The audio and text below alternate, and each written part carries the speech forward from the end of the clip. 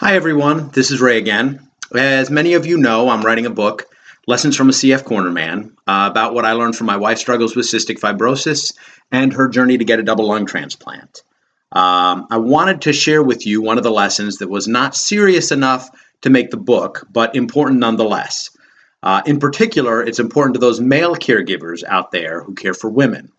This is actually universally important for men because you don't know when a situation can arise. I'm talking about those times when you're asked to hold a pocketbook.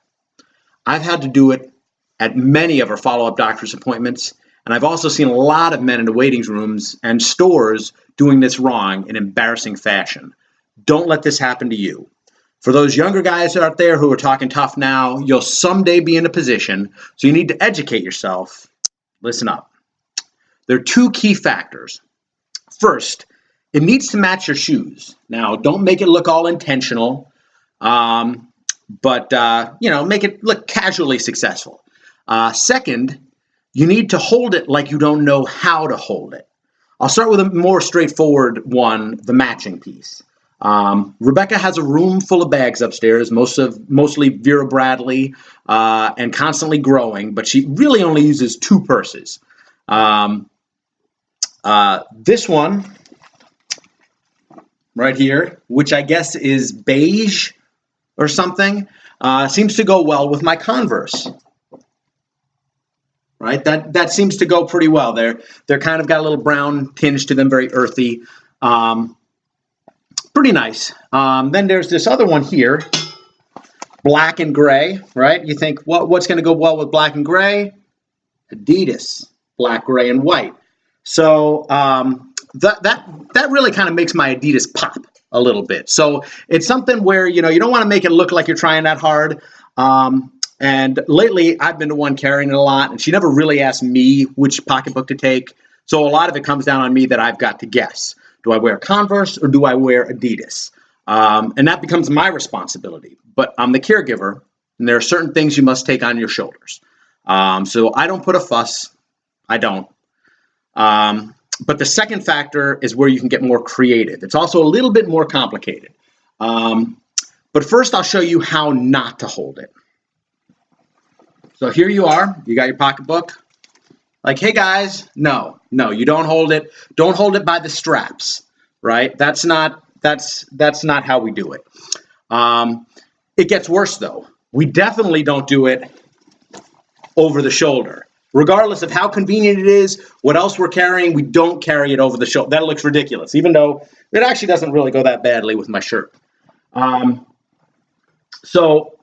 First off, if you're going to hold it in your hand, offset is better, right? So you don't want to hold it like this. You hold it like this, right? Like I don't know, I guess I've got this thing. I'll hold it for a few minutes, whatever. I don't even notice it because it's so light because I'm so strong. Like, that's how you hold it when you hold it a little bit offset.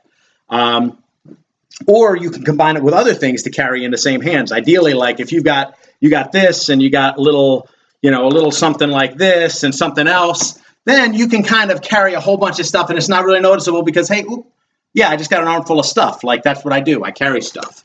So that's something that's not a terrible way to do things. Now the straps, it's not terrible. But if you want to hold it, by the straps, another way to do it, the cross grip right here, kind of like you're strangling it, but again, it's convenient. You get to use the straps. However, it's just, okay, I got this thing. I don't know when she's going to be out of the dressing room or wherever. That's how you hold it. So that's not terrible. Even when you're holding it, like I say, with the straps this way, you can even scratch your head with the straps. Like, you don't even know what this thing is for. You don't know how to use this thing. That's important. You don't want to look too comfortable with it. Another way to grab it, grabbing the body of the bag, like so. That's nice.